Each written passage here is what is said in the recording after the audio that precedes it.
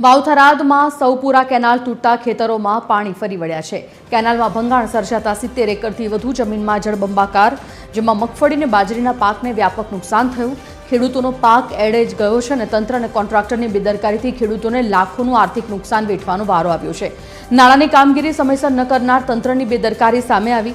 જવાબદાર સામે કડક કાર્યવાહી કરીને વળતર ચૂકવવાની ખેડૂતોએ માંગ કરી છે।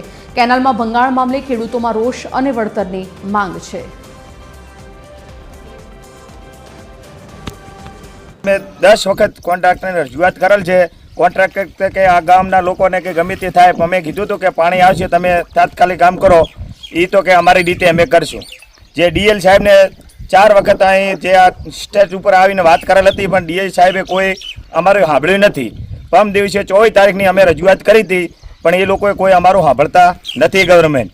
અને અમારે આ 70 એકરમાં જમીનમાં હાલે પાણી ફેરાઈ ગયું છે। ગઈકાલે સવારનો 5 વાગ્યાના વાતનું આવે છે પાણી, અને આ 3 સિઝનો ફેલ જશે।